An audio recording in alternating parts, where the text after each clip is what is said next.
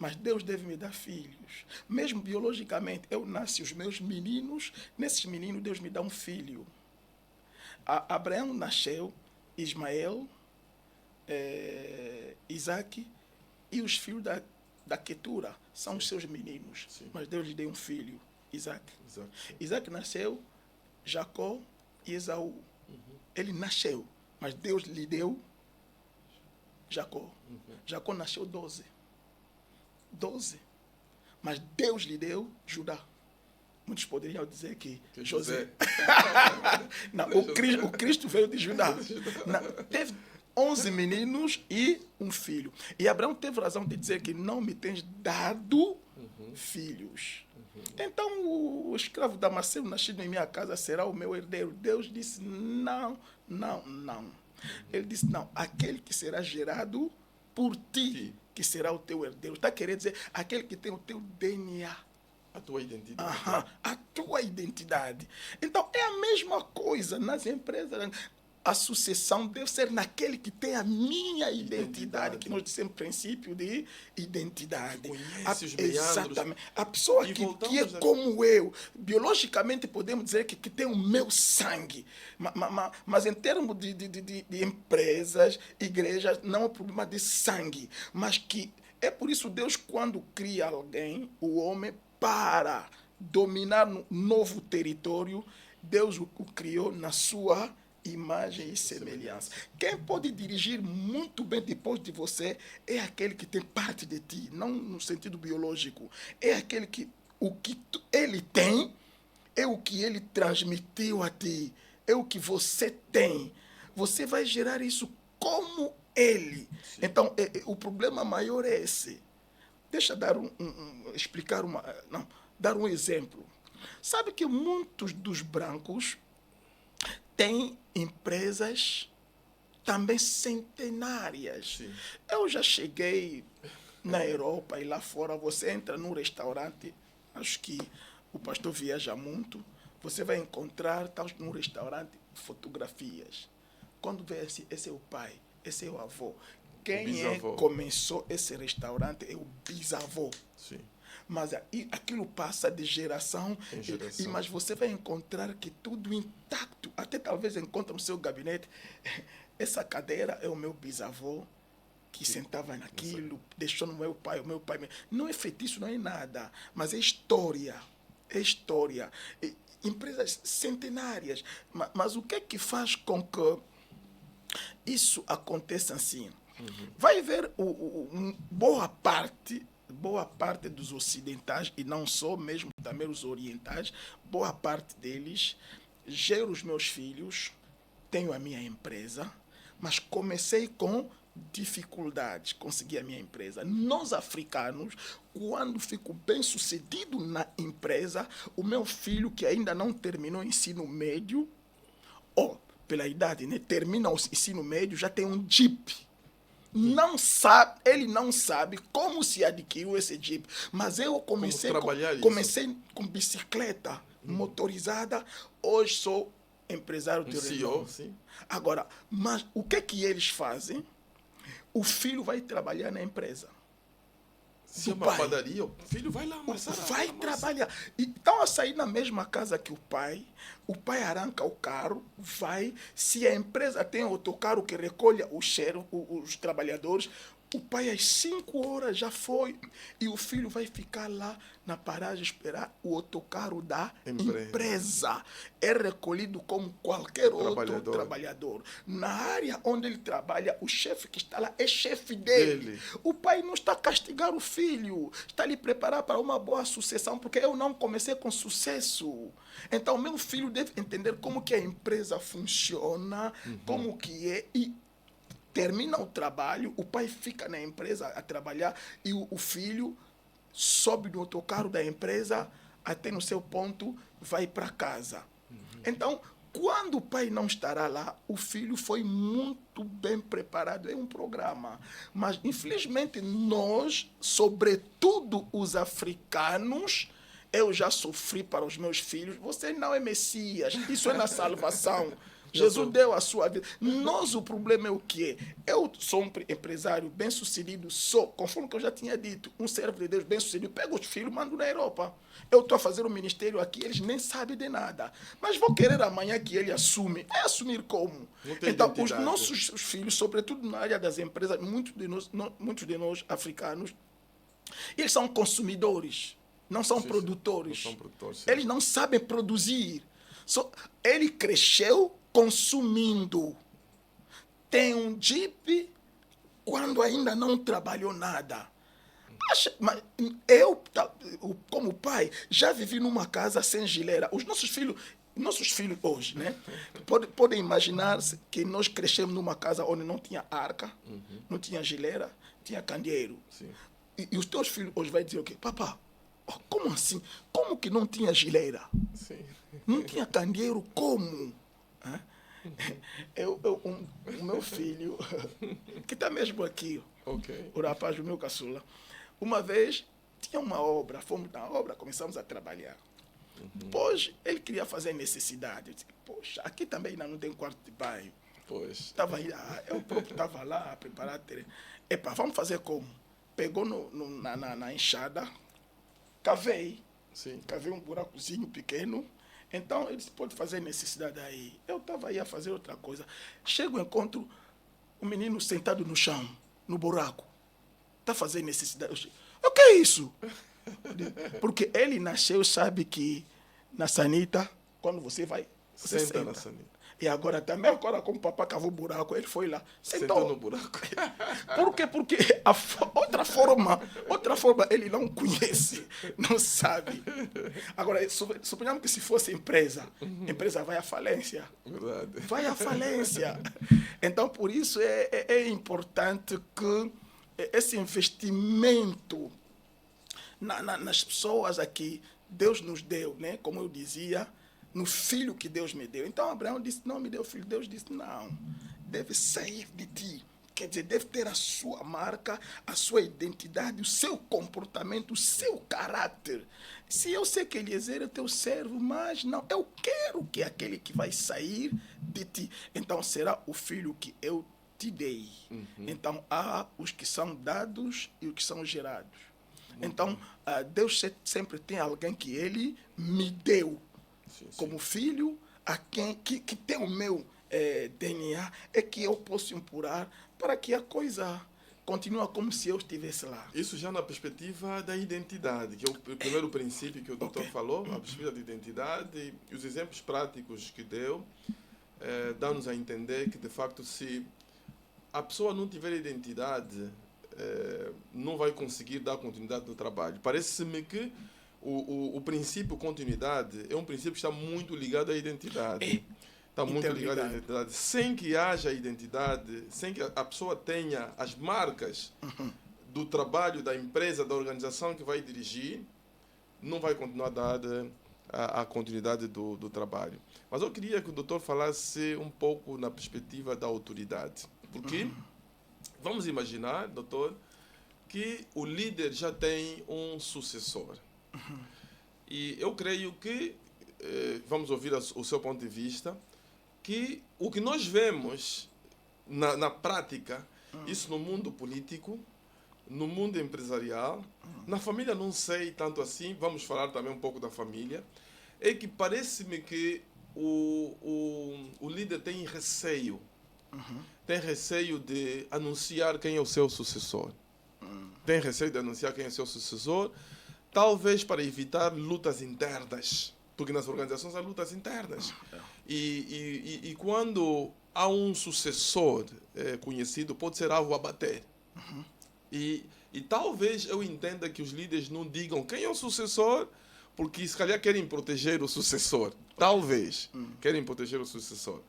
Mas caso o líder esteja na condição de anunciar que esse é o meu sucessor, e ele tem coragem para dizer isso, e as pessoas já sabem que esse é o sucessor, de que forma ele deve suportar esse sucessor para que ele seja respeitado? Porque ele tem que estar revestido de autoridade. Como é que ele pode passar a autoridade para esse sucessor que já é conhecido? Mas se o doutor também quiser falar um pouco desse primeiro aspecto que eu falei, do medo que as pessoas têm de anunciar o sucessor, para que ele não seja o alvo a bater, também sinta essa vontade de falar um pouco sobre isso. Obrigado. É interessante esse assunto. Eu agradeço. Todos nós estamos a aprender. Sim. Eu gosto que as pessoas me abrem portas para pensar. Sim. Uma pergunta que não passou na minha mente me facilita muito. Sim. Eu vou dizer o seguinte, pastor. A boa maneira para a sucessão não é indicar ou falar do sucessor, aliás, mostrar o sucessor. Não. Ou indicar. Não. Okay. Não é a boa maneira. Indicando o sucessor, vamos cair naquilo que disseste, pode ser abatido. Porque a pessoa que pode sentir. Sim. Mas agora, a boa maneira de apresentar o sucessor não é que o líder deve falar, mas todos que vos rodeiam devem notar que esse aqui é o sucessor. Em vez do líder falar, mostrar quem é o seu sucessor, não. Os que vos rodeiam, que começam a falar no líder, olha, você se morrer não se preocupa, olha, o teu sucessor está aqui. Por quê? Eles próprios. Por quê? Porque o problema é que nós falamos de identidade e de autoridade. Okay. Eles vão ver que ele faz as coisas como você. Em todas as missões... Vão notar você nele. Nele. Okay. Vão começar a ver que mesmo na sua ausência, até há pessoas que falam que quando o chefe viajou, o chefe não disse que é meu sucessor. Sim. Mas a forma como fulano levou as coisas até melhor do que o próprio chefe. e depois é a melhor forma. Significa dizer que as pessoas veem nele a mesma autoridade que está em você, sem você indicar que esse é o meu sucessor, mas pelo contrário, em vez de ser abatido, alvo, pelo contrário, só te encoraja, por favor, olha, em todos os teus liderados, ou em todos os teus filhos, olha quem pode sustentar a obra que é esse aí. Então, não terão como lhe combater, porque serão eles próprios até a encorajar-te, dizer, não fale isso, vocês todos são meus, todos são meus filhos, esses todos são meus liderados. Não, pai, ele. Então, assim já evitamos o combate. Sim. Porque todos estão convencidos de que ele. E vão começar a ficar conscientes que o que ele faz, eu não consigo fazer. É o que também o pastor disse, né? Sobre a transferência de conhecimentos. Sim. Transferência de conhecimento. E as pessoas vão notar que estão a ver você mesmo nele. Olha, já vi casos, estou a dar um exemplo que não tem nada a ver com empresas, né? Foi numa igreja. Sim. Numa igreja que, e como sabemos, na igreja há gerações e gerações, né? Tinha lá um irmão que era da primeira geração. Então, todos consideravam como mais velho. Agora, tinha lá um rapaz também de outras gerações, né? Que cresciam. Depois, um dos rapazes, foi enviado numa extensão ou numa igreja à parte. Desenvolveu o trabalho cresceu. Eu estive lá presente. Chegamos, todos estavam lá. Queríamos subir para nos deslocarmos para um sítio. Nos carros estavam lá, pronto. Agora, o pai entra no carro, que o líder, né, entra no carro, eu entro aqui. Tinha lá um carro que os outros deveriam entrar, mas tinha lá o outro que é da primeira geração. O outro que estava ali da quarta geração. Mas quando chegam para entrar no carro, o mais velho que estava lá da primeira geração, em vez de abrir a porta de frente, entra, né? Os outros entram atrás. Não, ele próprio recuou, deixou o mais novo. Disse, pode entrar. O mais novo entrou. Quer dizer, ele está ali ver, tipo, já o nosso líder, tipo o superior a mim. Portanto, ele é da primeira geração. Ninguém disse que você é inferior, ele é superior. Ninguém lhe disse isso. Até nós todos admiramos Alguém disse, mas esse também estão a recuar, sempre a recuar. Esse menino, são meninos que eles ajudaram, mas parece que está a tremer o menino, deixou o lugar de frente para o menino sentar e ele foi se apertar com os outros atrás. Então quem falou? Ninguém falou. Mas ele próprio está a entender que ele é preferível do que eu. Se o pai não estiver lá, eu ocupo a posição secundária, mas a primeira posição deve ser ele. Então, é exatamente isso. Isso é algo automático. Então, se eu anunciar, porque não preparei ninguém. O anúncio. Se eu anunciar verbalmente, não preparei ninguém. Se eu preparei alguém, antes de eu anunciar, vão me anunciar a mim. Okay. Olha, o líder é fulano.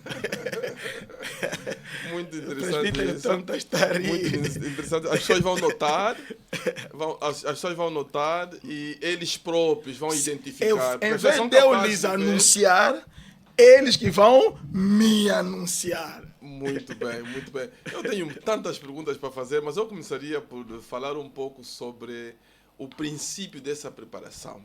Okay. Porque as organizações, já falamos disso, de que nós somos humanos, estamos à frente de uma organização e nós, a qualquer momento, pode surgir uma determinada situação e nós queremos que haja continuidade. A partir de que momento é que nós realmente precisamos de começar a preparar um sucessor na organização que nós dirigimos? A partir de que momento? Ou quando nós falamos de preparação de sucessores, é possível nós estamos a preparar vários sucessores, depois termos a possibilidade de, entre eles, vermos que esse realmente está apurado para dar a sequência do trabalho? Ok. Sim, as duas coisas podem ir juntas, né? Sim, sim. Eu preparo, claro que eu devo preparar todos para serem amanhã. Todos devem ser potenciais sucessores. Todos eles. Mas no exercício do nosso trabalho, trabalhando, seja eu, seja eles próprios, vão notar que esse aqui é o sucessor. Por exemplo, nós vimos há famílias em que estão a crescer juntos. Sim. Estão a vir juntos, mas entre eles começam a notar, por exemplo, a família de Jacó, né? Lá houve ciúme. Sim. O pai amava Jacó, amava José, mas o pai não disse que José será o líder, porque o pai era consciente que não seria José. Era consciente. Mas não seria José, ele sabia. Mas acontece que todos eles começaram a pensar que é José. Mas, segundo Deus, era Judá. Porque Jesus não é da tribo de José. Jesus é da tribo de Judá. E você vai ver que é uma tribo que foi tratado cuidadosamente até nascer Jesus. Então, daí podemos ver que Jacó errou um pouco, porque o primogênito é que leva duas porções, mas nós vamos ver que nem Rúben levou 2 porções, mas foi José que levou 2 porções, porque 2 dos seus filhos entraram como filhos de Jacó, e Efraim e Manassés, porque temos tribo de Efraim, temos tribo de Manassés. Seria Rúben. Então, por isso que eu estou a defender essa posição de indicação. Porque se dependesse de Jacó, seria José. Mas, afinal, Deus preparou Judá. Agora, acontece que no crescimento, você deve lhes preparar todos como potenciais sucessores. Ao longo do tempo, entre eles, vão descobrir que, conforme que eu já disse, né? Entre eles, você lhes prepara todos para ser sucessor, mas ao decorrer do tempo, eles próprios vão começar a se auto-excluir. A se auto-excluir. Sim. Não na obra. Estão lá todos, mas auto-excluir que, você faz isso, Toma decisão. Exatamente. Porque eles próprios notaram que não, o líder Na verdade, é mesmo ele. Quando o pastor disse que bom, nas famílias não se vê, mesmo nas famílias, você tem encontro familiar, os mais velhos estão lá, o outro que é mais novo não está. Estão a dizer o quê? Vamos adiar o encontro porque não estamos completos, fulano não está, temos que estar completo. Tá bom, concordo, adiamos. Outra reunião, o mais velho mesmo não está. E a pessoa mudou de opinião. Mas não tem problema, nós estamos aqui completo. Só uma pessoa que falta. Podemos reunir depois, nós vamos lhe contar o que aconteceu. Vamos lhe comunicar. Mas quem disse que eu sou líder?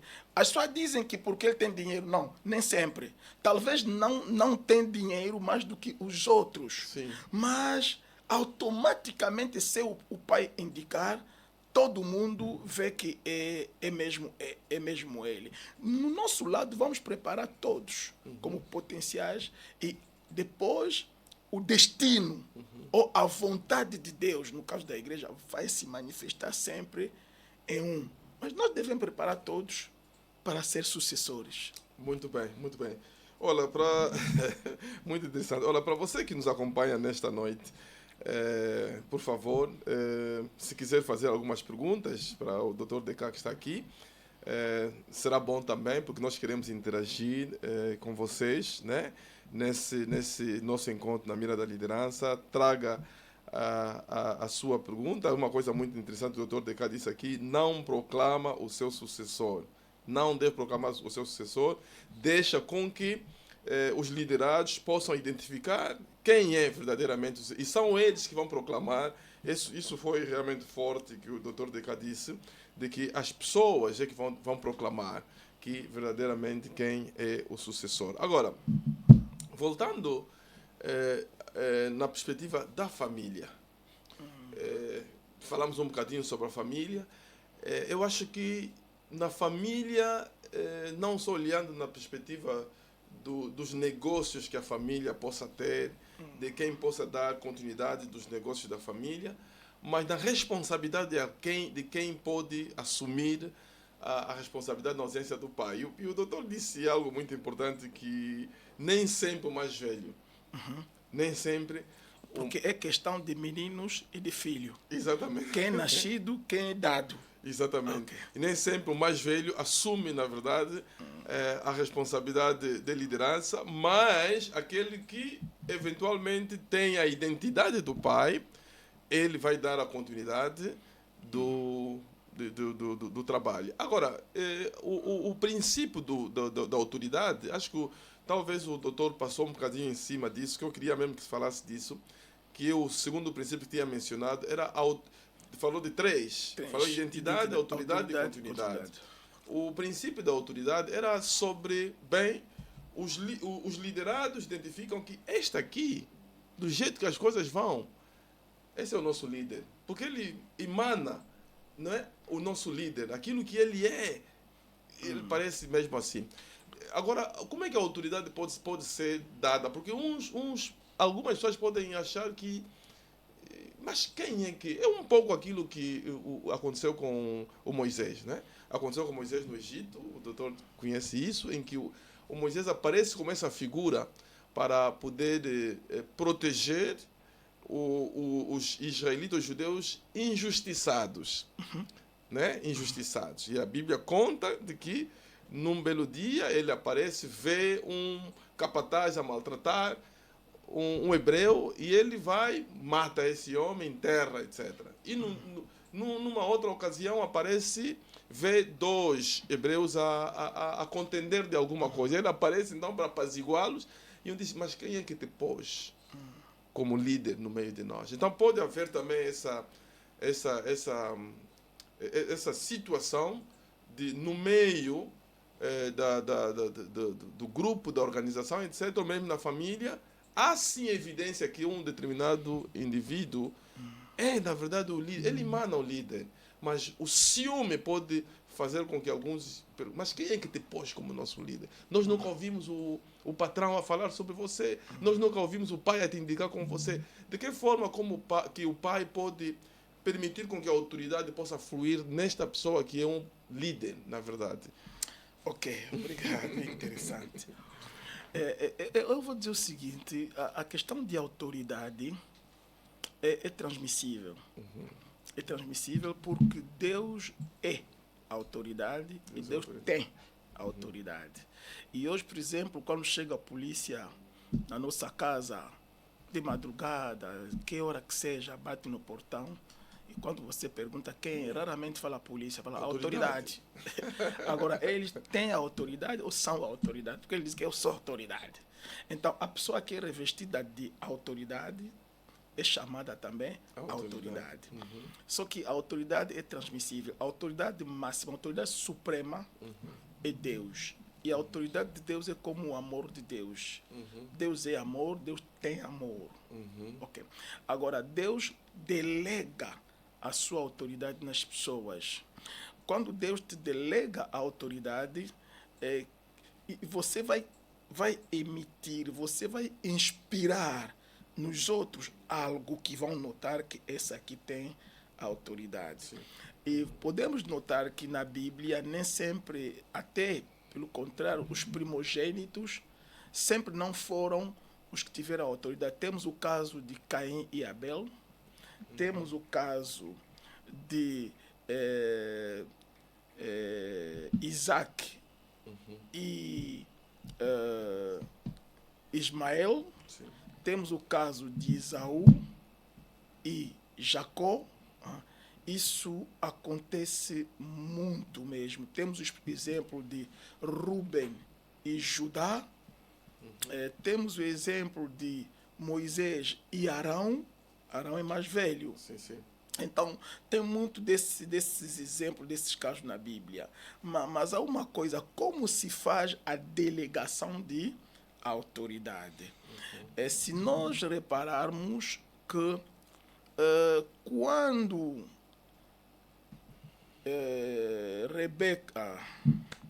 quando Raquel e o esposo, que é Jacó, Leia, saíram para voltar, Jacó queria voltar na casa do seu pai. Acontece que Raquel furtou as estátuas do seu pai, que eram os seus deuses. Sim. E se nós repararmos a reação de Labão, mas era tão forte, eu me questionava. Muito agressivo. Por que era tão agressivo assim? Se levou estátuas. Não levou nada. Mas lhe seguiu até depois de 3 dias de marcha, alcançou Jacó. Felizmente, Deus lhe protegeu. Mas qual foi o problema? O problema é que naquela época havia um sistema, havia uma lei. Quem fica com a sua herança, quem fica em teu lugar, é a pessoa que ficará com os teus deuses. Ok. Porque tudo que tu tens, quem te deu, não estou a dizer Deus, mas os teus. Os teus deuses, sim. Tudo que tu tens são os teus deuses que te deu. Para manter a continuidade, para aquilo continuar a funcionar, esses deuses devem continuar a fazer o que faziam contigo. Então, a única pessoa que pode ficar com a sua herança é a pessoa que vai herdar também os teus deuses. Agora, quando Raquel furta as estátuas do seu pai, então o que fez com que Jacó ficasse tão zangado é que ela roubou a herança dos meus filhos, porque tinha rapazes. Sim, ela é menina, já se casou, foi com seu marido. Tá, por significar que no dia que eu vou morrer, basta ela trazer essas estátuas, tudo que é meu será entregue a ela. E os meus rapazes ficam com... O que vai acontecer com eles? Então, é assim que vamos ver que Deus é Deus de Abraão, não é Deus de Esaú. É Deus, não, aliás, não é Deus de Ismael, é Deus de Isaac. E não é Deus de Esaú, é Deus de Jacó. Okay. E vamos ver que o que Abraão fez com eles, com seus filhos. Abraão teve uma experiência, passou pela experiência da morte. Isso já é um pouco profético, algumas pessoas podem não entender. Passou pela experiência da morte. Deus chamou Abraão, mas Deus trabalhou e realizou seu plano com Abraão. Com Abraão. Não com Abraão. Não com Abraão. Então, Deus levou Abraão, chamou-lhe até Abraão, tornou-se Abraão. E vamos notar que o pai de Ismael é Abraão. O pai de Isaac é Abraão. O pai de Ismael é incircunciso. O pai de Isaac é circunciso.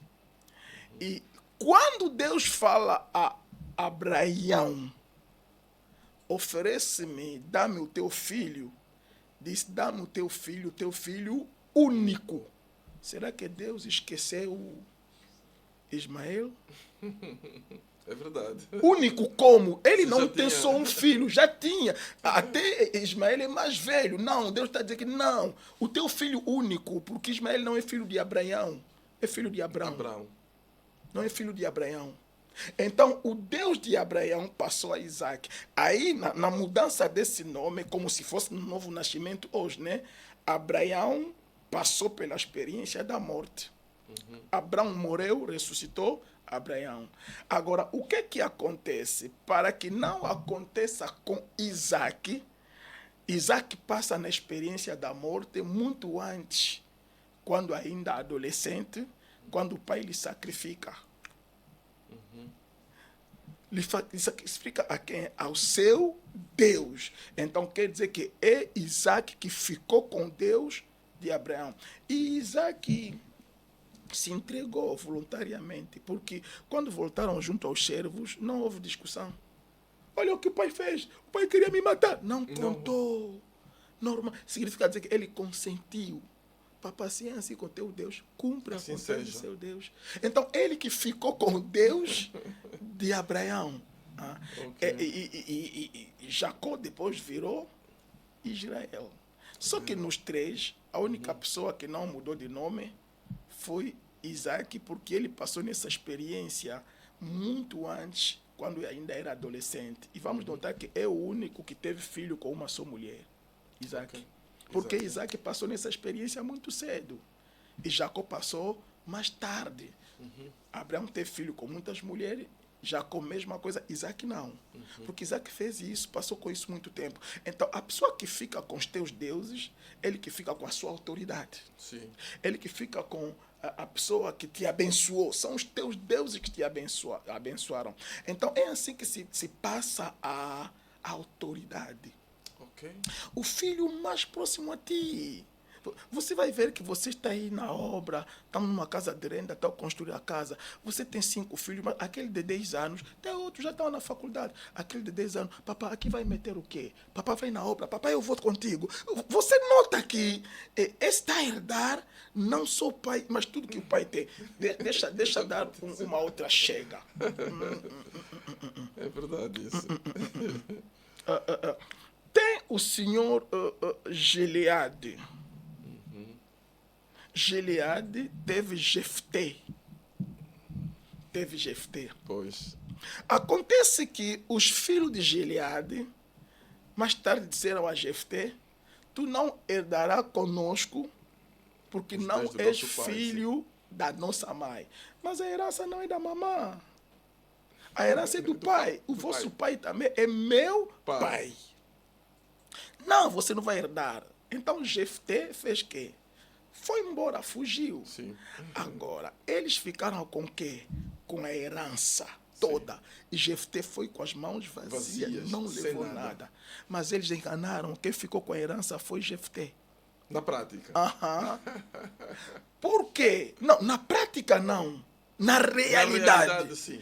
Porque Jefté não levou nada. Gileade era um valente homem. Deixou fazendas, riqueza. Até o povo era chamado pelo nome dele, Gileade. Sim. A cidade, Gileade. Mas, como é que Gileade chegou lá? Naquele tempo, né? Sim. Como que Gileade chegou a esse poder? Chegou a esse tempo, a essa posição?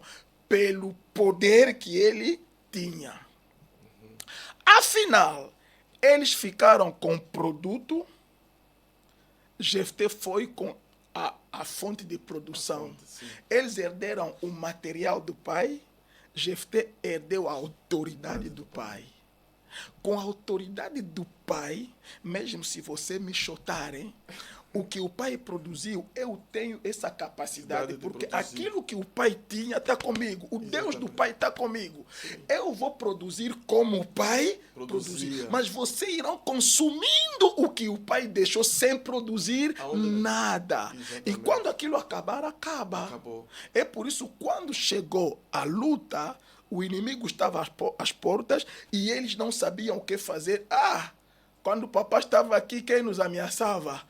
O papai era valente, agora, mas sejam como o papai, vão combater. Não conseguiram. E o exemplo que o doutor Degas acabou de dar, isso, nós vemos isso no dia a dia, né? De muitas empresas que morrem quando o dono morre. Quando o dono, os filhos, e falou do aspecto de consumismo, os filhos não acompanham o dia a dia do pai, não acompanham o esforço que o pai faz, eles só consomem. E quando o pai se ausenta porque não ouve ninguém, isso é o perigo. E uma das coisas que eu gostaria que nós falássemos. Mas acontece o seguinte, pastor, né? O pai morre, a empresa fecha, porque é de todos os filhos. Sim. Mas você vai ver que um dos filhos levanta a sua empresa, cresce como a empresa do pai era. Também acontece. Só que não é deles, é dele. É dele, e daí nós entendemos que a autoridade do pai estava nele. Amém. Porque ele conseguiu de produzir o que o pai produziu. Uma réplica. Exatamente, é porque pai, né? Ele tinha aquela autoridade. Como eles, quando não viram, não como combater, recorreram a quem? A ele. A Jefté. Não, o pai, casos assim, o pai se levantava, passava em frente e alcançava a vitória. Agora entenderam que quem tem o que o pai tinha era o Jefté. E Jefté disse: se vocês querem assim, então serei o vosso chefe. Não tinha opção. Viste como a sucessão foi feita? A sucessão foi feita porque descobriram que a autoridade está com Jefté. E muitas das vezes, pastor, nós confundimos entre riqueza e bênção no quadro espiritual, né? Muitos de nós olhamos, quando se fala mesmo da sucessão, olhamos no lado riqueza. Sim. Quando foi Jacó levou o quê? Quando chegou no deserto, qual é a oração que fez? Senhor, se me der pão para comer. No dia que ele fez guisado lá em casa, quando chega o seu irmão faminto, diz que me dá um pouco de comer. Quem lhe preparou isso? Sozinho. Se fosse hoje, vamos dizer que na arca tinha comida, tinha tudo isso. Mas agora, imagine que Jacó começou a pedir comida na oração. Sim. Senhor, se me der pão para comer, roupas para vestir. Sim. E se me guardar nessa viagem que eu faço. E me fizer retornar. Em paz na casa do meu pai, serás o meu Deus. E ele estava orando assim, porque não tinha nada. Agora, pastor, quem ficou com toda a riqueza de Isaac é Esaú. Mas Jacó, com as mãos vazias, levou o quê? A bênção. Vimos a diferença? Sim. A bênção.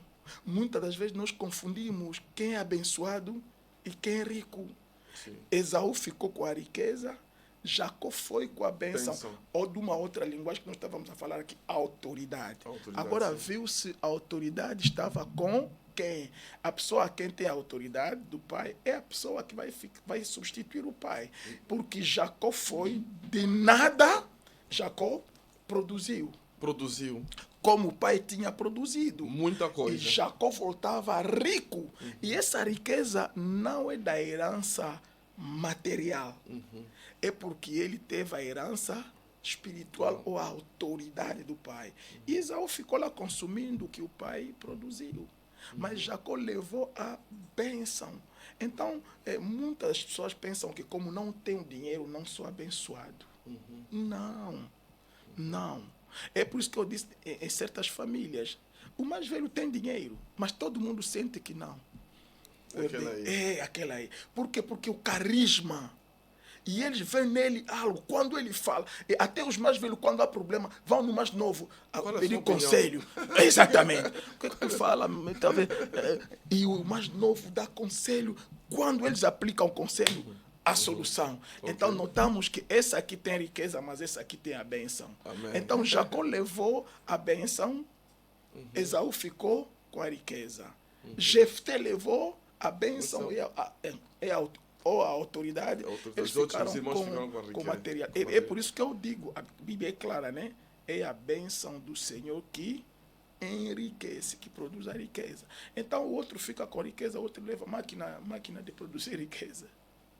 Então é assim que se delega a autoridade. E nessa autoridade que se descobre que quem deve ser o sucessor. Ok, muito bem. Doutor de Cá, tem muitos assuntos a debater aqui. O tempo passa muito rápido. Já começamos a ter algumas perguntas aqui. A pergunta que nós temos é de um servo, Fernandes Nantes. A pergunta é: qual é o ponto de vista do Dr. de Cá relativamente à liderança geracional? Na verdade, o que ele quer saber é o seu ponto de vista sobre quando a substituição natural, principalmente nas organizações cristãs, quando a substituição natural dos filhos que substituem os pais em responsabilidade de liderança. Por exemplo, o pai é líder de um determinado ministério e, na sua ausência, pode não ser ausência física, mas se calhar incapacitado fisicamente, ele é substituído pelo filho. Não necessariamente aquele que acompanhava o ministério. Acho que o doutor já falou um pouco sobre isso. Mas qual é a sua opinião sobre, a sua posição sobre isso? Ok. Eu defendo o seguinte, que tem muito equilíbrio sobre isso. É que muitas pessoas só vê quando o substituto é o filho biológico, logo é um problema. Sim. Logo é um problema, não. Olha, eu sou servo de Deus, ministro de Deus. Os meus filhos, desde bebê, como muitos de servos são jovens, começaram solteiro, casou-se no ministério, e você vai ver que os meus filhos, bebê, estão desde no ventre da mãe, têm vindo à igreja. Desde o ventre da mãe. Sim. A ser carregados. Agora, quando é nascido, todos os santos domingos está com o pai na igreja. E cresceu na igreja, como os filhos do pastor gostam, começam a tocar bateria. Baterista é filho do pastor. Depois, amanhã, os que têm gosto, depois começam a pegar no piano. E depois, alguns tornam-se músico, alguns tornam-se pregador. É claro que esses filhos que cresceram assim, me acompanharam no ministério, pode calhar é que um deles tem um chamado de Deus. Sim, pode acontecer. Até acontece, não sempre, né, mas muitas das vezes, acontece que um dos filhos tem chamado de Deus. Agora, eu como pastor, sei que o meu filho, que me tem acompanhado sempre, eu estou aqui com meu filho. Sim. E é ele que me acompanhou. Por quê? Porque saímos da mesma casa. Sim. Me acompanhou até aqui. E ele vai me acompanhando. Ele me conhece melhor. O problema não é somente me conhecer, mas eu sou consciente que Deus lhe chamou. Deus lhe chamou. É membro em que igreja? Na igreja que eu lidero. Sim. Pastor, eu faço o quê? Realmente. Agora, muitas das vezes nos sentimos mal quando eu estou na posição de um liderado na igreja. Eu estou a ver só que não é inclinação familiar, porque o filho dele, não é porque o filho. Muitas das vezes acontece assim. Se essa pessoa também tem chamado ministerial, na vez dele, se tem um filho também que tem chamado de Deus, ele vai entender naquela altura que, afinal, eu disse que eu analiso isso com equilíbrio. Sim, sim. Eu disse que o filho tem chamado ministerial. Meu filho tem chamado ministerial. Vou lhe mandar trabalhar numa outra igreja? Como? Não tem cabimento. Ele tem chamados ministérios. Claro, vai trabalhar onde eu estou, porque, para além disso, é membro dessa igreja. Então, não há problema. Nesse caso, não há Porque nenhum problema. é a pessoa que me acompanhou mais, que esteve mais próximo. É por isso que eu disse, o pastor está aqui, manda os filhos viver em Londres. Mesmo se tem chamado ministerial, que trabalha no pastor que ele enquadrava em Londres. Lá. A igreja dele é lá. Essa aqui não é a igreja dele. É a igreja do pai dele. Não é dele. É a igreja do pai. Em Londres cultuava na nossa igreja? Não. Em Londres cultuava numa outra igreja. Se tem chamado ministerial, Claro. que trabalha lá naquela igreja onde ele foi chamado. É nesse sentido. Sim. Agora, o lado negativo, o lado negativo é o lado em que no Brasil tem muito disso. No Brasil. Parece que igreja já é da família, é um bem da família. Então acontece que o filho, nos meus filhos, ninguém tem chamado espiritual, ministerial. Ninguém. Mas simplesmente porque o decisor sou eu, Sim. então procuro um dos meus filhos, coloco aí. E há casos, eu já vi isso no Brasil, não só aqui em Angola, já vi. Sim. Não ouvi, mas eu vi. É que o filho se torna um administrador da igreja. Administrador. Gestor. Gestor. Porque ficar aí mesmo no púlpito, pregar, nada. Não sabe. Os pastores passam, pregam, ele paga os pastores, ele controla a finança. Agora você é líder como? Você é administrador. Você é administrador, você não é líder. Então o pai lhe deixa, ele que lidera agora, nem visão tem, nem nada tem, mas as pessoas que Deus chamou devem submeter-te a ti, ele. porque o meu pai foi líder. Isso que está errado. Boa parte dessas pessoas está aí, ele próprio nunca pregou, ou se pregar, nunca orientou assim o povo. Também realizam conferências, grandes coisas. Todos os pastores estão a pregar aí. Quem manda, ele está no escritório. E, portanto, o lugar do ministério é no púlpito, no altar. No escritório, se é onde eu atendo as pessoas, né? Sim. Mas estou lá para dar orientação de Deus. Então, eu, neste caso de sucessão geracional, é bom, pode acontecer, como também podemos abusar. Então, acontece quando Deus chamou, não tem como, porque Deus é Deus de Abraão, ele é Deus de Isaac, ele é Deus de Jacó. Mas esse assunto, isso é muito combatido. Isso mesmo quando as pessoas tendem a fechar os olhos, mesmo quando reconhecem que há chamado nesse filho. É isso que é triste. Porque nós temos casos de organizações que entram em cisão, separam-se, exatamente porque há um determinado grupo que não aceita que o filho possa assumir responsabilidade. Estamos a falar no caso em que ele tenha chamado. Agora, eu vou acrescentar algo que não deve ser só chamado. Não deve ser só chamado. Só não. Tem que estar preparado. Envolve o filho na obra. Okay. De maneira que enquanto que o pai vive, aquilo que já acabamos de falar aqui, as pessoas notam que, pastor, esse filho mesmo saiu você. Amém. Esse rapaz mesmo, uau. E até os próprios colaboradores já notam que não. Esse rapaz mesmo. Agora, eu aconselho o seguinte, que já vi numa instituição aqui, que vou aqui calar o nome, Sim.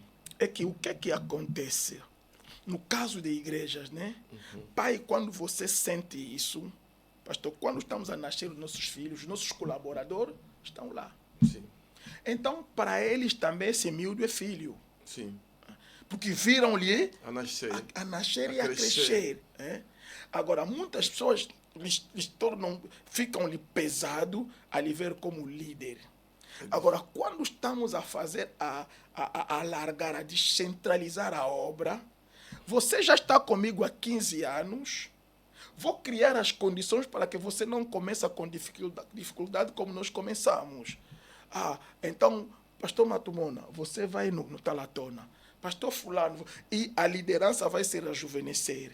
chegará a um nível que quando fico cansado, todos que me rodeiam são da geração do meu filho também.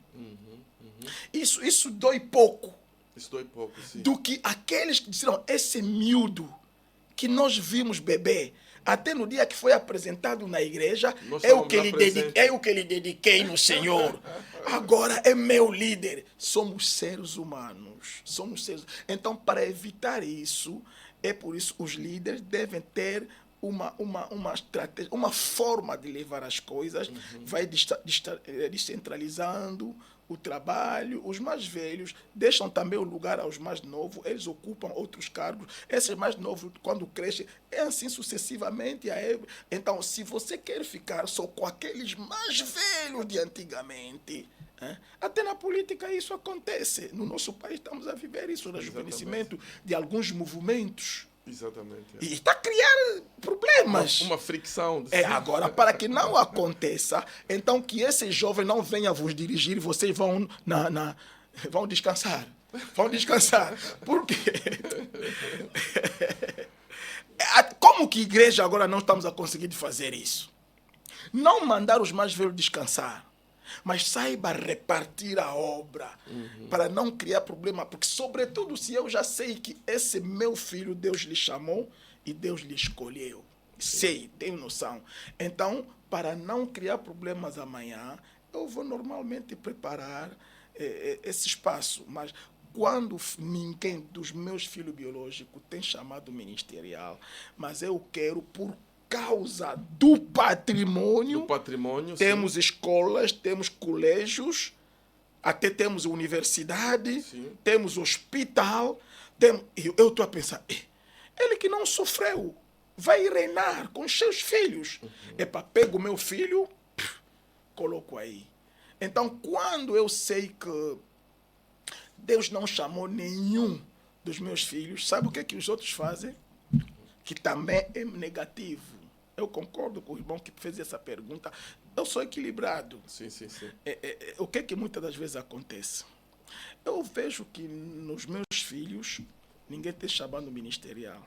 Mas eu vejo dentro da igreja, o jovem Mambo tem chamado ministerial. O que eu faço? Então, como não tenho ninguém, esse rapaz, Deus, estou convencido mesmo, vejo a autoridade nele, vejo o meu pedaço nele, esse jovem. Então, lhe pego e proponho a minha filha para casar com meu filho. Agora é o meu genro que fica com a igreja. Isso é humano. Isso é uma estratégia também. É humano. Meu Deus do céu. Então, o rapaz, tendo todos os requisitos, é como se não, ele não casar com a minha filha, não tem como ficar. E se ele casar com a minha filha, os meus netos estão garantidos. Há uma continuidade. Há uma continuidade. Mas essa continuidade que não é natural, não é espiritual. O rapaz pode ter talento, mas esse casal terá problema porque o esposo vai ficar lá com a esposa, né? Para beneficiar essa posição que eu beneficiei. Mas será que é a pessoa que Deus escolheu mesmo para ele? Então, isso tudo pode ser evitado. Razão pela qual, para servos de Deus, vamos preparar os nossos filhos. Pode não ser na liderança assim, de uma outra forma. O meu filho pode ter chamado de Deus, né? Não vou esperar eu morrer para ele me substituir. Sim. Posso começar um trabalho aí, rapaz? Vai nos 8 mil. Exatamente.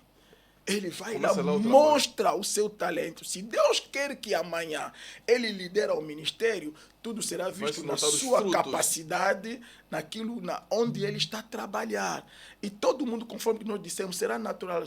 Não haverá discussão. Esse aqui não vale a pena. Ele. Então, eu sou contra essas sucessões naturais, geracionais.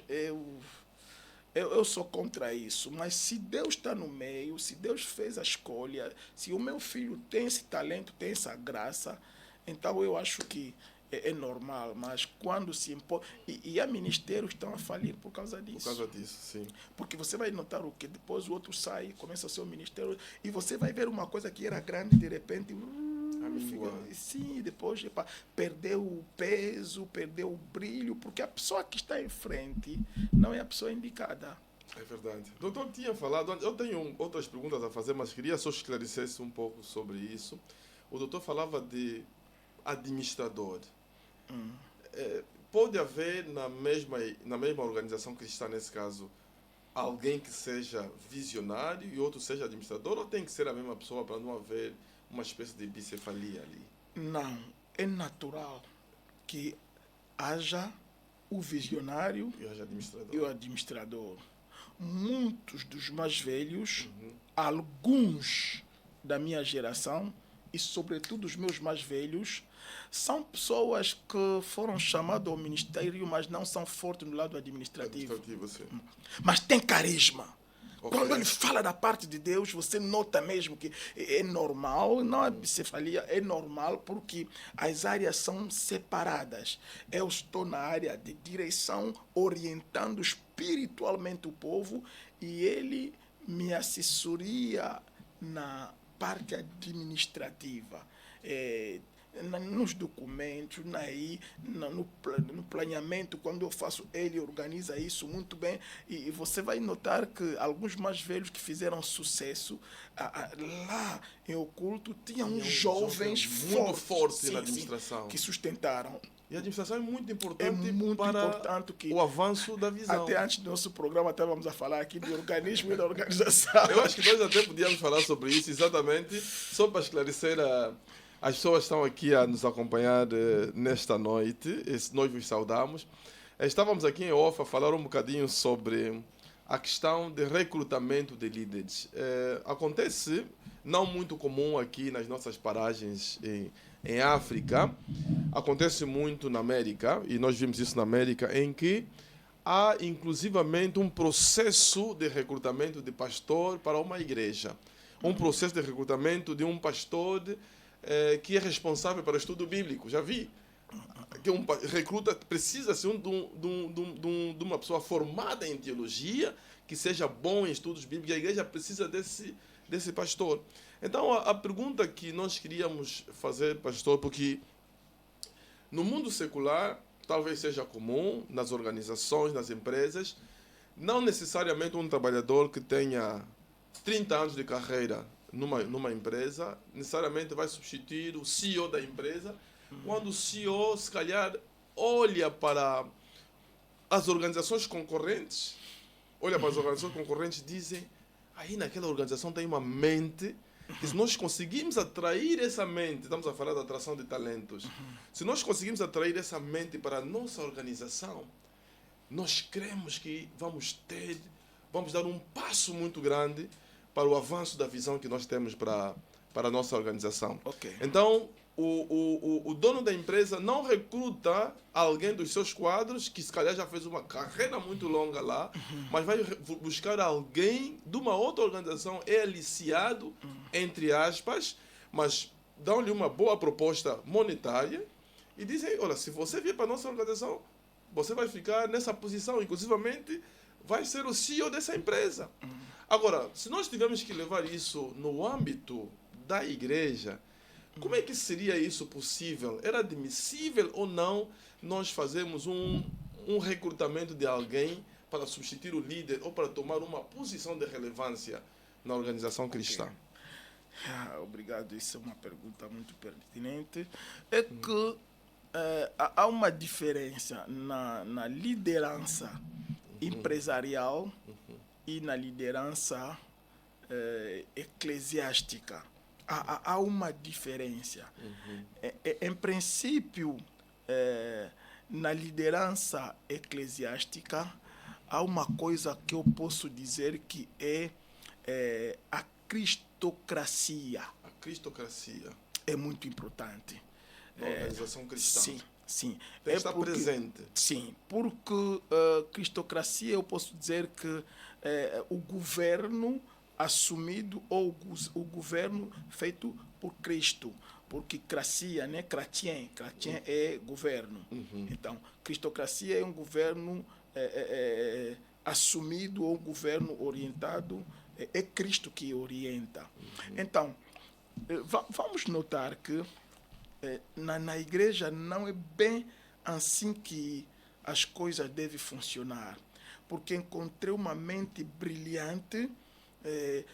Esse rapaz profetiza, esse rapaz na libertação é forte. Então vamos fazer tudo para lhe trazer aqui. E liderar o nosso departamento de Mas libertação. a Bíblia disse-nos o seguinte, João 15, se não me engano, a Bíblia diz o seguinte, disse: não são vós que me escolheram, mas eu vos escolhi e vos estabeleci. Não podemos esquecer esse lado.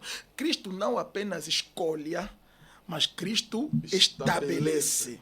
Agora, alguém, apesar do seu talento e carisma, pode ser a pessoa certa na igreja X e não ser a pessoa certa na igreja Y. Mesmo com o talento que tem. Uau. Porque Cristo não só escolhe. Então, na empresa não tem nada a ver com isso. Em uma mente brilhante, pegamos isso, os resultados que obteve naquela empresa, vai ter na nossa empresa. E talvez muito mais. Porque é o mesmo funcionamento.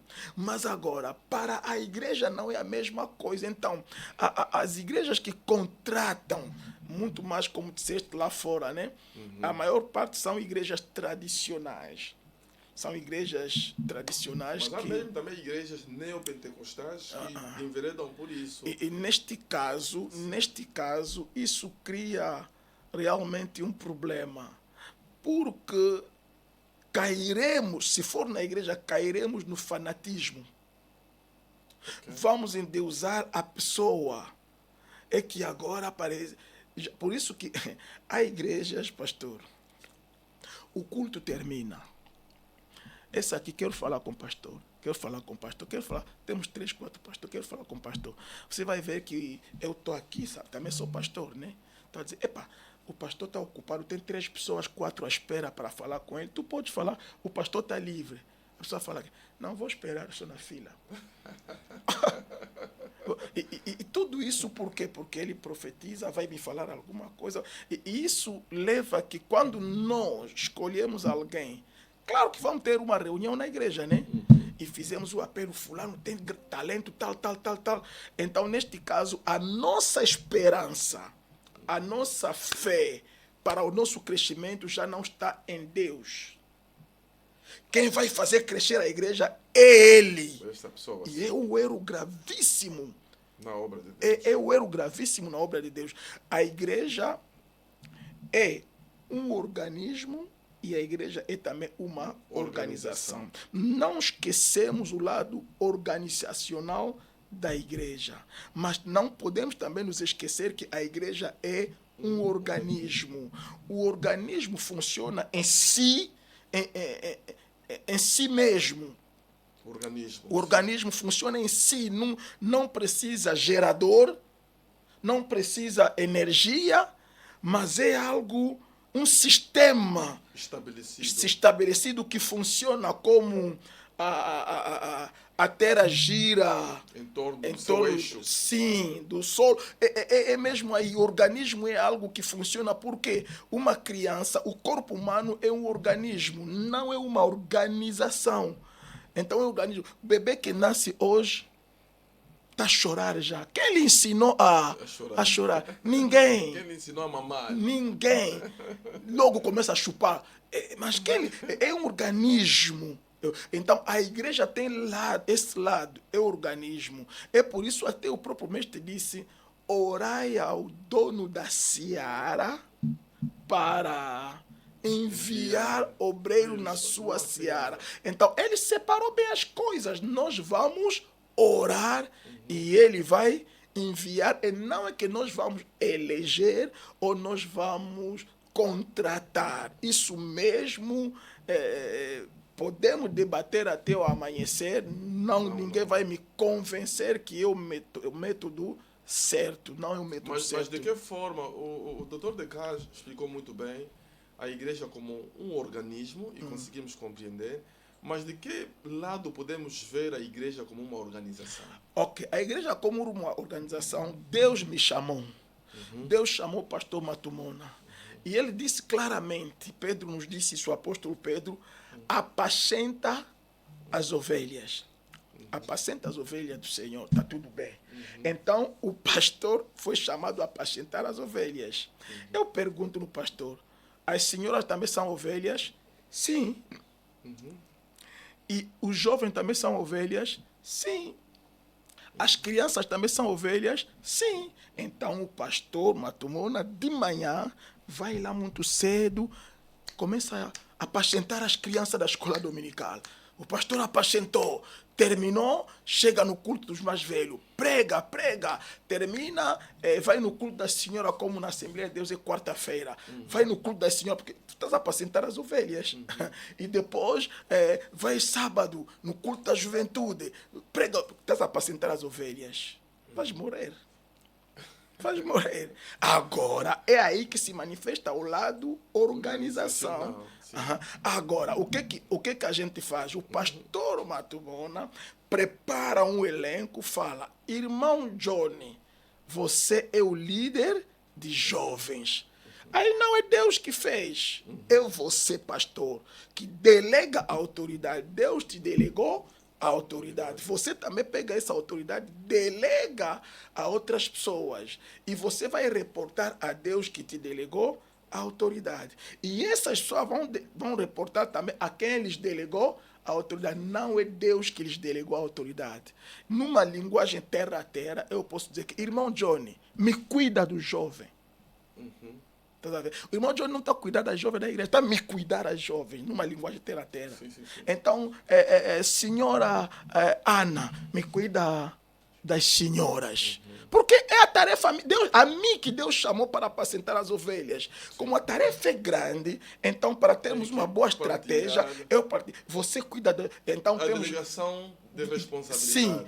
Esse departamento juvenil, aqui é a Sociedade das Senhoras, aqui é o departamento de evangelização. Então, esse lado que é o lado organizacional da igreja. A ausência disso também não permite o funcionamento. Exatamente, por isso que eu disse que... Exatamente. Que é a igreja. Ok, por isso que eu disse, a igreja é organismo e também organização. Aí nesse sentido. Muito interessante, realmente muito interessante. Está sendo uma bênção e estamos aqui a ver muita participação dos irmãos. Doutor, eu queria falar um pouco da questão da sucessão na perspectiva da resistência. Ok. E eu queria falar da questão da sucessão na perspectiva da resistência.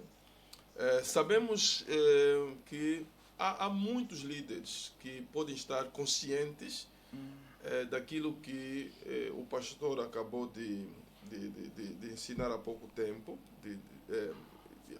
E talvez esses líderes não prepararam substitutos por uma questão de, falou isso muitas vezes, olhar para o seu amanhã, o que é que vai ser de mim amanhã? Se eu deixar esses bens, esse patrimônio todo que nós construímos, edificamos. Mas vamos falar de uma organização que não tem patrimônios. Porque o problema da sucessão não está, a resistência não está só nas organizações que têm patrimônios. Há também resistência de sucessão nas organizações que não têm patrimônio. E nós temos o líder, está aí, já cansado, poderia já começar a deixar determinadas responsabilidades para os mais jovens, sangue novo, e ele continua firme. Vamos aventar aqui hipóteses. Uma delas pode ser, pastor, pelo facto de, por exemplo, nós conhecemos em algumas organizações, se nós falamos da organização cristã, em algumas organizações em que você deixa a responsabilidade da liderança, você não sabe o que vai acontecer consigo amanhã, porque você deu toda a sua energia, toda a sua juventude na obra, e então, a sua saída, se calhar, nem se lembram mais de ti que você trabalhou. Né? Não se lembra mais de ti, não aparece nem uns 2 quilos de arroz, porque quem o substituiu, se calhar, diz, agora é a nossa vez. E nós temos essa mentalidade. Agora é a nossa vez, então, se calhar, o pensamento de muita gente para dirimir essa questão, diz, eu acho que tem que continuar até onde a energia me permitir. Porque ele não está a ver. Primeiro, nós aqui no país, estamos a falar no nosso país, África de uma forma geral, nós não temos, por exemplo, um fundo de sustento para os pastores quando deixam o ministério. Não sei se é o caso do Dr. DK, mas porque as organizações das igrejas por si só, elas não sei se, o Dr. de Cascavel vai explicar isso melhor, não sabemos se o governo, a entidade governativa não deu esse espaço para que as organizações cristãs pudessem permitir com que os seus pastores pudessem contribuir para um fundo de reforma. Tá vendo? Para pudessem contribuir. Se existe já uma abertura desse lado atualmente, temos que ver também, existe um tempo determinado, uma pessoa que entra com os seus 55 anos e começa a contribuir para o fundo social, para, na sua reforma, aos 60 anos, começar a receber alguma coisa, quanto é que essa pessoa vai receber, de facto, que vai dar sustento à sua família, às nossas famílias que já são numerosas, de certa forma. Então, a minha pergunta para o Dr. DK está mesmo na perspectiva de como é que nós podemos... Eu não sei se vê a resistência na mesma visão, no mesmo diapasão que eu vejo, ou o Dr. DK pode, se calhar, identificar outros fatores que impedem com que as pessoas deixem, de facto, a liderança ou deleguem a liderança nas suas organizações. Ok, eu vou abordar essa questão também em duas vertentes. Primeiro, dizer que eu pessoalmente acompanhei.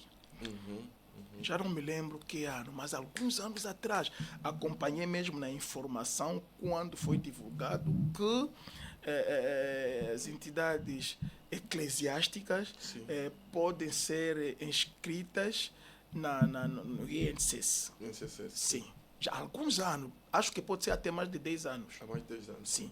Então, eu aproveito aqui a falar a todos aqueles que estão nos acompanhar, que tenham conhecimento, que marcam esse passo. Marcam. Eu perdi a minha carteira e o que eu tenho aqui ainda nova com outros documentos, eu poderia tirar aqui, mostrar. Tem o seu cartão de INSS. Eu tratei para mim e para aqueles que trabalham comigo diretamente, das outras extensões, não, mas os que trabalham comigo diretamente, tratamos esse cartão. Então, há essa possibilidade. Agora, por ser uma lei que foi votada com atraso, o INSS negocia. Porque nós não é que não queríamos entrar. A lei que foi votada e divulgada mais tarde, eu já exercia há muito tempo. E a INSS mesmo negocia com as igrejas. Se for igreja, vão negociar, ele tem 55, como que vamos fazer? Eles negociam e eu encorajo os pastores a bater essas portas, a ir lá no INSS, ver essa questão primeiro. Ok, não só, mas mesmo tendo o INSS, acho que tem um aspecto também diferente que nós abordamos aqui. A vida não será a mesma. E, para além disso, muitos estão atrasados e muitos talvez não fizeram, já têm 65 anos, né? Já não tem como fazer. Agora, a resistência... Porque aquilo tem limite de idade. Sim. A resistência quando a essa... A resistência quanto da sucessão pode dever-se a esse fator. E eu digo que sim, mas mesmo assim, acho que, para mim, a culpa ou uma parte de responsabilidade voltará ao próprio líder.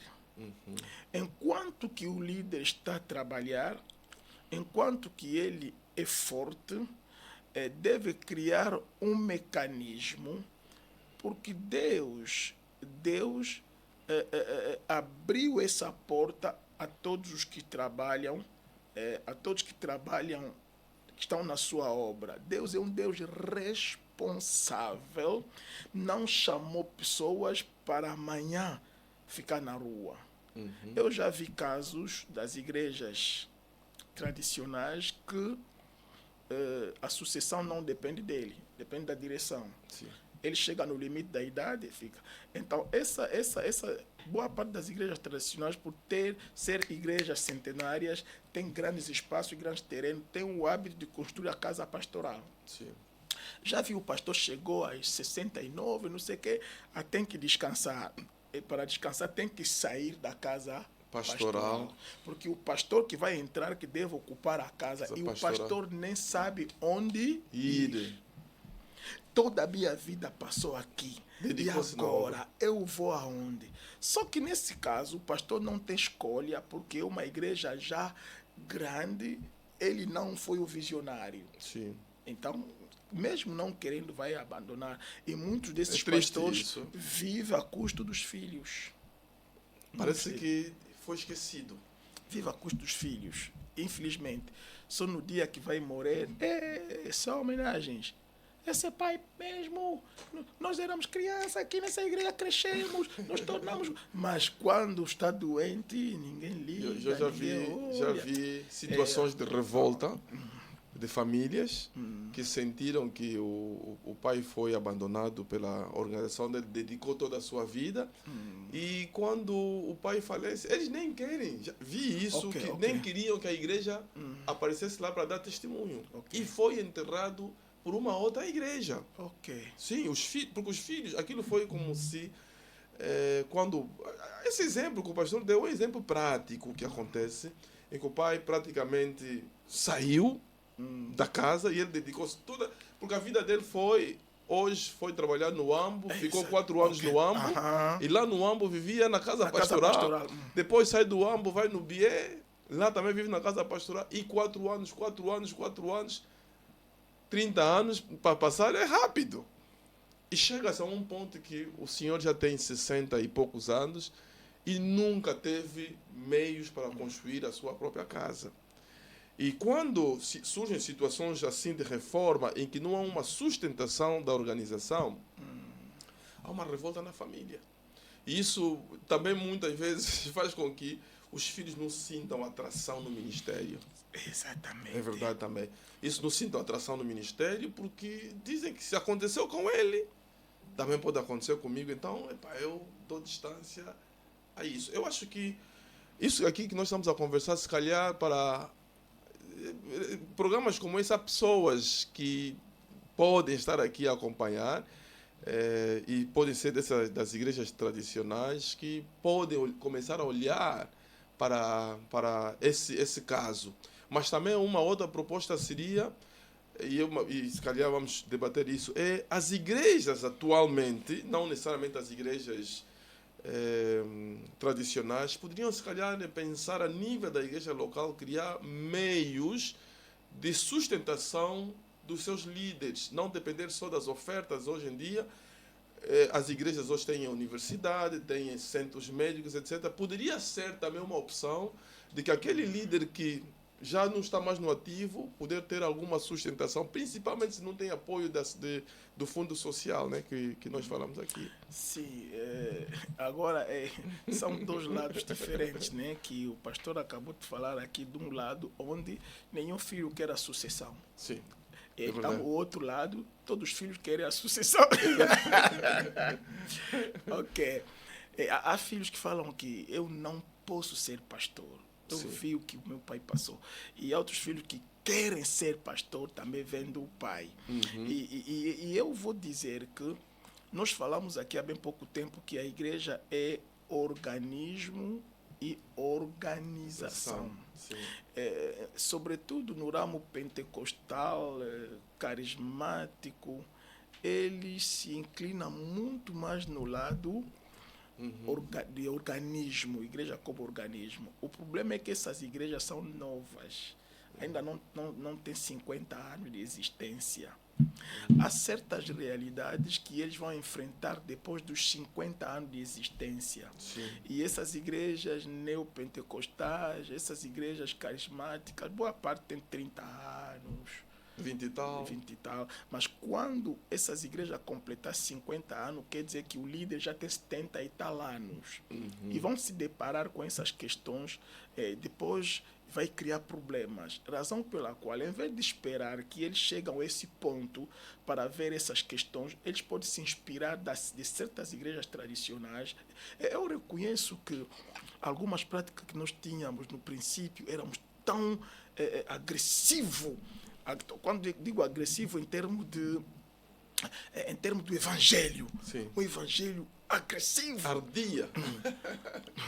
Qualquer coisa, não, isso não pode ser assim, né? E nós chegamos a uma certa altura, me recordo, padrinho, não sei o que, e depois nós próprios mudamos, depois das realidades, ver algumas pessoas que foi batizada, depois desviou-se, mas assim concordamos, melhor que quem vai ser batizado tenha o seu padrinho. O padrinho é uma pessoa idônea, que já está na igreja, mas são coisas que ontem nós resistimos isso, mas as igrejas que fizeram isso, e eles já vivenciaram esses problemas que nós estamos a ver hoje. Exatamente. E agora não vamos criticar por criticar. Hoje, becas, as igrejas pentecostais ultrapassaram até as igrejas tradicionais. Olha, tipo Papa. Olha. Mas ontem pregaram contra isso. Então, por isso, quanto a esse caso, é melhor nos inspirarmos neles, corrigindo os erros que eles cometeram, e seguindo também os exemplos deles. Nós antigamente, quem vai casar, vem na igreja, casa, acabou. E hoje não, tem aula dos noivos. Exatamente. E eu me recordo que as nossas aulas dos noivos, nós fomos, os que lideram isso na nossa igreja, somos pentecostais. Sim. Foram treinados na Igreja Batista. Porque um dos nossos irmãos foi casar na Igreja Batista. Sim. E ele teve essas aulas. E eu fui convidado lá para fazer uma cerimônia em conjunto com os pastores da Igreja Batista. Sim. E depois da cerimônia, eu gostei. Sim. Gostei das aulas que tiveram. Negociamos com a Igreja Batista. Disseram, não, pode mandar só para aprender. E mandamos pessoas lá, foram treinados. É uma coisa que nós recebemos nos nossos irmãos. Há coisas que nós vamos aprender neles. Nós somos tudo espiritualizado. É por isso que eu digo, os ministérios, as igrejas novas, então, que começam a ver isso, porque eu estou a dizer que daqui a 20 anos, já são 30 anos, né? 30, 35, que essas igrejas, 25, que essas igrejas existem. Daqui a 20 anos, vamos começar a ter esse problema dos pastores que já estão a ir à reforma, como que está a sua vida. Então, em vez de esperarmos, vivenciarmos isso pela experiência, não, podemos aprender isso pela experiência dos outros. E neste caso, vamos criando na nossa organização mesmo. Senão, vai gerar pastores desonestos. Sim. O medo, um homem sério, dedicado, então procura agora meios ilegais para garantir o seu amanhã, sim, para garantir a sua reforma, para evitarmos que os pastores entrem na ilegalidade, na desonestidade. Melhor que haja dentro da organização garantias para a vida dele amanhã, depois de deixar o ministério.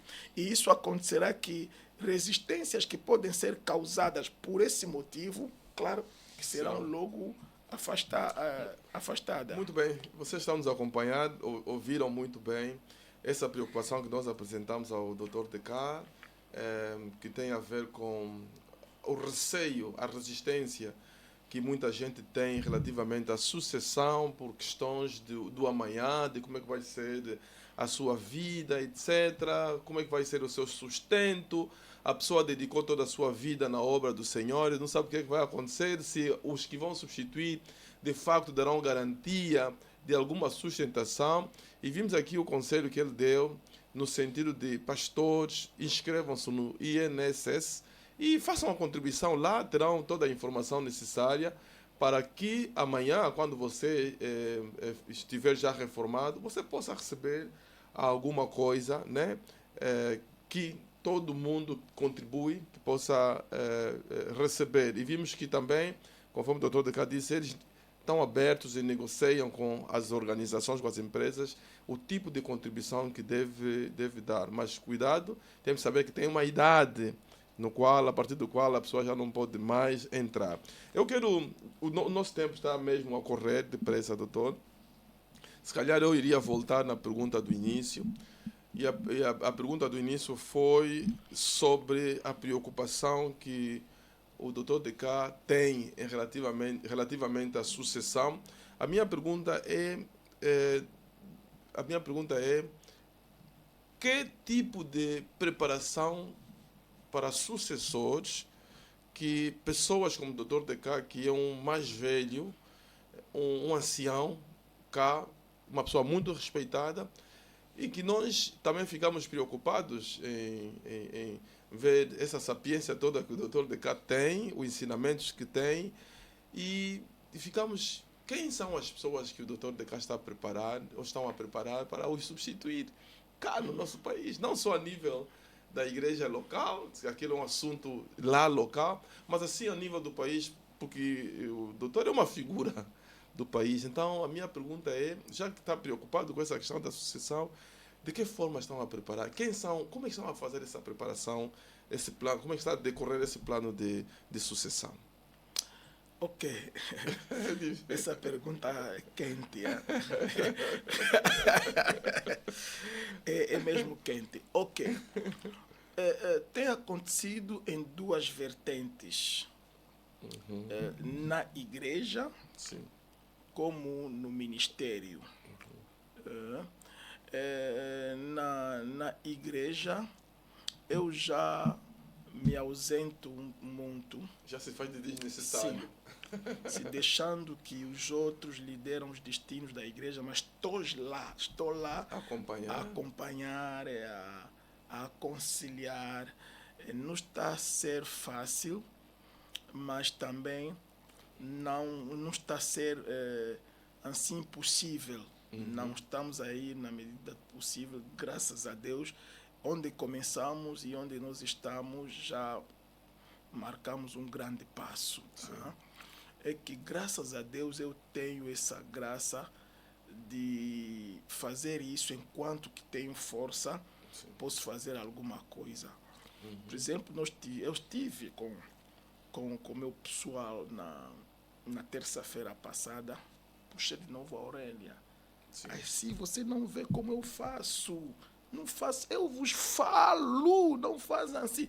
E essa fase é muito bonita, eu estou a gostar mesmo, estão a corresponder, estamos a ir. Agora, o outro lado é muito mais o lado ministerial. Vou dar exemplo, por exemplo, eu não concordo que amanhã, nós todos devemos ter isso na mente, não é que tem um espírito de mortes, não. Eu sei que uma manhã não estarei lá. Sim. Então, amanhã não estou lá, tempo de refrigério desapareceu. Isso não é igreja, né? Isso é ministério. Sim. Então, eu não estou lá e isso desaparece. Também é uma preocupação. Agora, o meu plano é como eu que até hoje, não estou a querer dizer que quem não faz como eu é mal. Não. Até hoje, já temos 8 edições de refrigério e este ano será a 9ª edição. Partimos na igreja local e hoje saímos fora da igreja. Graças a Deus estamos a avançar. Mas todas essas edições, não por não querer, mas conforme que o Senhor me orientou, essa evolução que fizemos, eu não fiz na nossa organização, nunca houve alguém de fora. Sim. Eu faço isso a 100% com o pessoal, com os meus filhos espirituais. Mas acontece que alguém nos ajuda financeiramente, alguém nos ajuda na parte da publicidade, porque nós não vamos conseguir fazer toda a publicidade, os outros vão distribuindo convites, por aí, nesse sentido. Mas onde nós elaboramos, desde o princípio, tenho feito com os meus filhos. As últimas edições, praticamente, eu fiquei numa parte apenas, que era a parte da pregação, de elaborar os temas, mas com eles. Os temas é assim, assim. E, por exemplo, nas 2 últimas sessões, contribuíram também. Não, isso aí, a sua ideia é boa. Eu trago o grosso, né? Sim. A visão. E, a partir daquela visão, partilho com eles a visão e eles vão contribuindo. As 3 últimas sessões foram assim. E agora, pouco a pouco, começo a empurrar. Por exemplo, boa parte, 80% dos moderadores são pastores das igrejas nossas. Então, já estão a dominar isso. Agora, eu posso dizer que se amanhã, em 2026, não estou lá, na minha ausência, o refrigério vai acontecer. Somente vão saber quem vai trazer o tema. Ok. Então, a coisa restante é uma coisa, embora que é o principal, né? Mas é a coisa principal, mas é uma coisa. O resto todo eles vão organizar e muito bem. E agora, cabe agora, por exemplo, nos 2 últimas sessões, sim, 2 últimas sessões, foi na 7ª e na 8ª, entre os pregadores, porque aquilo requer pessoas experientes. Nas últimas 2 sessões, um dos meus filhos que apareceu, foi pregador, na sessão antepassada como na sessão passada, e pronto, eu lhe projetei quando se apresentou, e as pessoas aplaudiram de uma forma, disseram, na sessão passada também esteve, e até me recordo de um pastor disse, porque eu sou filho do reverendo Salomão, olha, está aqui ele. E gostei. Então, estamos a caminhar pouco a pouco, mas na organização eles fazem tudo, ele está comigo aqui, e eu estou a descansar, ele trata dos autocarros, trata da sala e entra em contato com os pregadores e mesmo quando nós terminamos, vamos dar uma contribuição nos pregadores que ele que faz isso, eu nem estou lá e eu já saí mesmo daquela parte. Então eles organizam tudo, eu trago o conteúdo. Agora, tendo já que já pregou em 2 sessões, então, para ele pregar, significa que debati com ele, discutimos sobre os temas, então já estou a ver uma luz no fundo do túnel. Muito bem. E a nível do país, eu disse que o doutor não é só uma figura da metanoia, não é? Okay. De que forma estão a projetar os líderes? Eu me lembro, se posso ajudar, eu acompanhei o refrigério do ano passado, foi no Sino Atlântico, houve um pastor, o doutor Próspero, esse, né? O doutor Próspero, que era uma figura, se calhar não era conhecida na altura, e julgo que o doutor Deca, quando o apresentou, ainda antes do refrigério, só o anúncio, estava acompanhado alguns trechos de vídeo do Dr. Deca. O Dr. Deca falava dele, de que é um ministro que conheceu em algum sítio, gostou muito dele e que disse que as pessoas ficariam muito surpreendidas quando... E, de facto, e essa figura hoje em dia, parece que hoje em dia é muito reconhecido já. Então, o Dr. Deca já identificou algumas pessoas. Quer falar de mais algumas pessoas? Eu entendi agora a sua pergunta. Exatamente. Quando eu respondi isso no quadro local, distrito, mas eu estou a ver ao nível da nação, daquilo que eu faço. Porque vimos alguém que o doutor apresentou, sim. Até ultimamente estávamos a rir com ele. Eu tinha um trabalho no AMBO e depois pediram-me se eu posso trazer mais alguém. E eu dei o nome dele, foi no AMBO, foi uma maravilha. Agora, um pastor me ligou há 4 dias atrás, está no IS, nos conhecemos bem, estamos a conversar, disse, estamos aqui com o doutor Próspero. Tá. Passou-me o telefone, disse, Próspero, estás no Wish? Ele sabe o que ele disse. Pai, você já me vendeu? Quando fizeste isso, vendeste a minha imagem. Já vendeu. Já vendeu. Gostei de ouvir isso. Gostei de ouvir isso, sim. Também tínhamos lá o pastor Jorge Euclides. Também ele, graças a Deus... Ele também esteve no refrigério, né? Sim, sim. Ano passado, sim. Defendeu-se bem. Agora, quanto a esse lado, exatamente... Entendi agora, conforme que eu disse que a sua pergunta é nesse sentido. É nesse sentido, estou a ver, é por isso que o ano passado nós promovemos os jovens, porque eu entendo que não necessariamente entre os meus filhos, os americanos têm muito disso, os nigerianos, posso dizer que os anglófonos têm muito disso. Como, por exemplo, você vai ver que na América, por exemplo, tem um jovem. O jovem brilhante vai ver que na conferência do TGX, pum, ele prega. Automaticamente, como disse o Próspero, foi vendido. Agora, você vai ver que todos os mais velhos começam a lhe convidar. E acabou, subiu e foi. Então, amanhã o TGX não estará lá, mas esse jovem... talentosos vão substituir, é a continuidade ao nível da nação. E nós em África, infelizmente, não temos muito disso. Principalmente na África lusófona. Sobretudo. África Pelo lusófona. contrário, uma pessoa talentosa, você não quer que seja conhecida.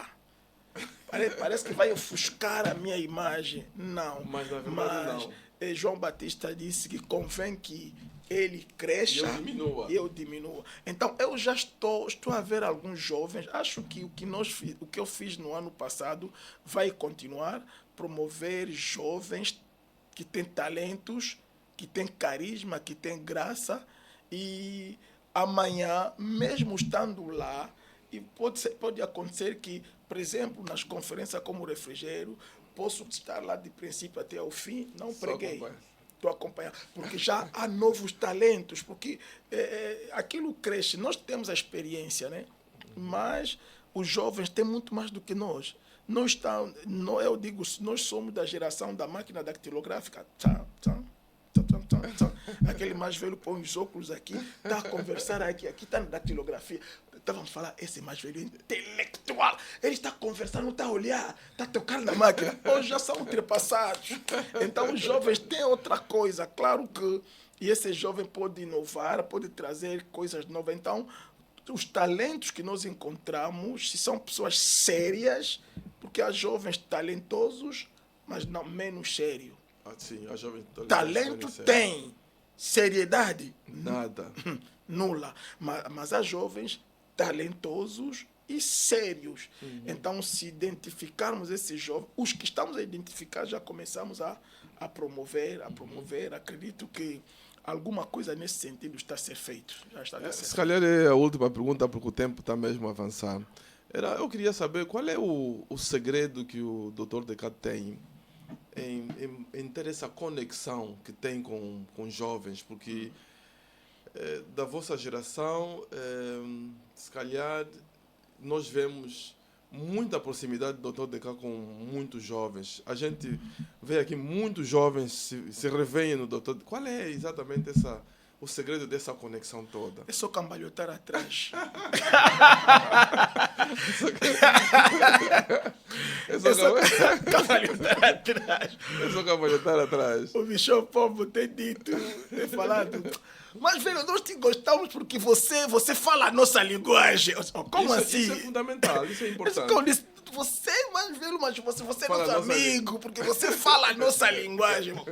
Eu não entendo, falo a linguagem deles.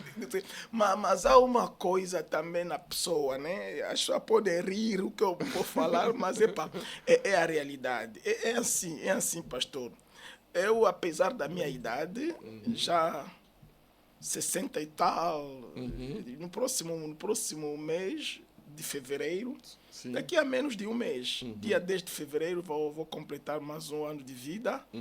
E aí já estou a chegar na metade de 60 para 70. Okay. Mas há uma coisa, eu acho que é Deus, pastor. Isso é uma experiência pessoal, né?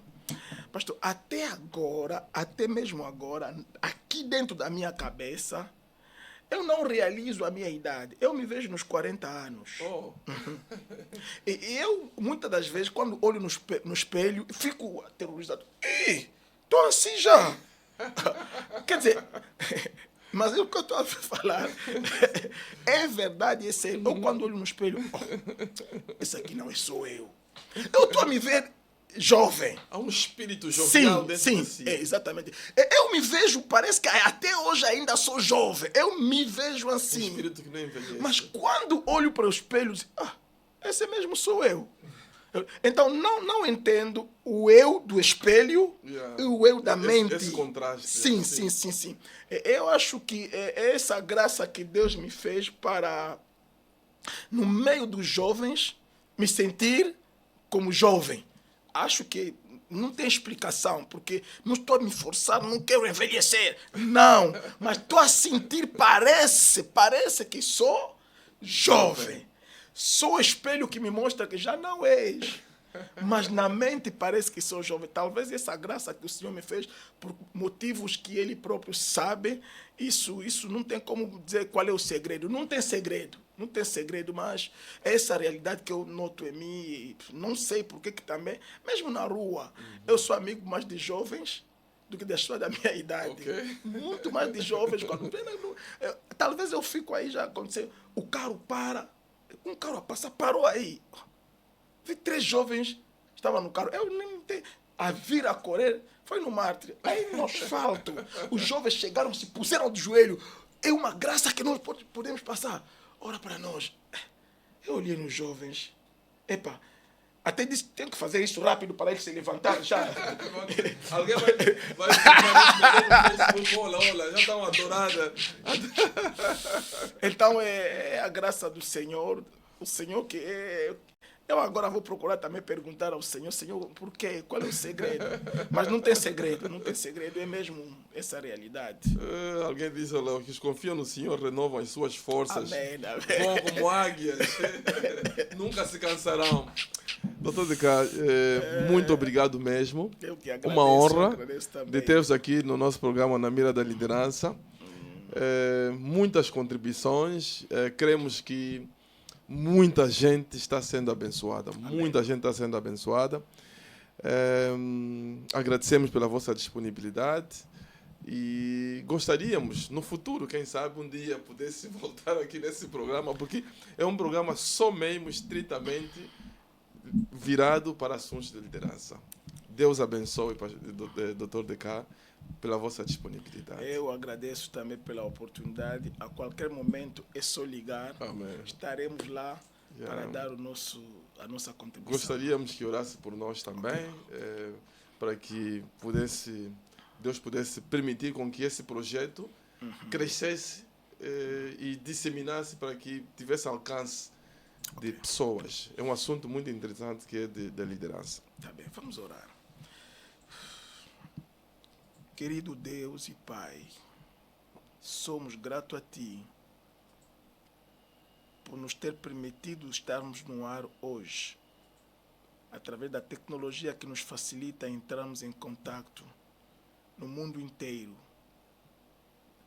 Naquele tempo, quando dizias, ide e pregai o Evangelho a toda criatura, em todas as nações, não imaginávamos que hoje seria tão fácil com essas possibilidades que nós temos. O Pedro não chegou em África, mas nós, no estúdio onde nós estamos,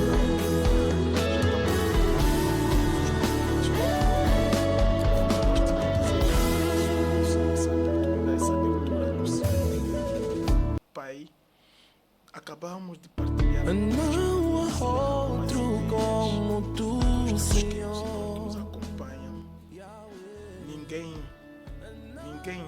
conhece tudo. Senhor, ninguém conhece tudo, mas todos nós conhecemos em parte e nós contribuímos com um pouco que nós conhecemos, com um pouco que nós temos, e usa aquilo tudo que nós acabamos de partilhar, ajudar aqueles que serão ajudados, orienta aqueles que precisam de orientação, alerta aqueles que estavam errados E nós terminamos aqui o nosso programa, mas o Senhor nunca termina com seu povo. Peço que o Senhor continue com seu povo e que vai mais além. Senhor, eu peço para esse programa com teu servo, Matumona, Pai, é um programa que ainda vai ajudar muitas pessoas, sem muitos custos. Eu sei que ele tem organizado conferências, summit para liderança, é que acarreta muitos custos. Eu vejo que nós temos feito isso sempre em hotéis, nas salas que custa muito dinheiro, muitos recursos, convidados de fora, mas aqui nós podemos fazer isso com poucos custos, só com o material que nós juntamos aqui. Peço que o Senhor sustenta esse programa, sustenta essa emissão, sustenta esse canal para que cresça e cresça cada vez mais. Recomendo em particular o visionário desse canal, dessa página, em suas mãos, Senhor. Ele é uma bênção para a Igreja Universal. Usa-lhe, Senhor. Ele tem posto os seus meios para a divulgação do Evangelho. Faça com que não lhe falta nada, nenhum meio, para que este trabalho que ele começou seja coroado e alcance os objetivos que ele determinou para esse trabalho, que ultrapassa mesmo a sua expectativa, Senhor. Apoia, Senhor, abençoe e concede a graça. Nós, Senhor, ao despedirmos-nos dos nossos irmãos, os recomendamos debaixo da sua graça. Se o Senhor permitir que voltássemos a ter um programa, com a minha presença não faltaremos de te manifestar a nossa gratidão.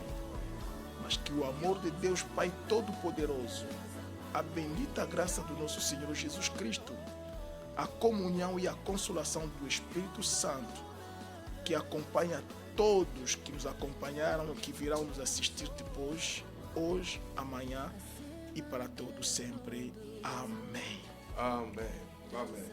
Muito obrigado. Para você que está aí desse lado, Deus abençoe grandemente por estar aí ligado a nós no programa Na Mira da Liderança. Para aqueles que entraram mais tarde, o vídeo estará ali. Você pode acompanhar na íntegra o nosso programa e deixa aí os seus comentários. Nós depois vamos interagir, mesmo em off, sobre as perguntas ou algum comentário que você tenha feito. Fique na paz do Senhor, em nome de Jesus.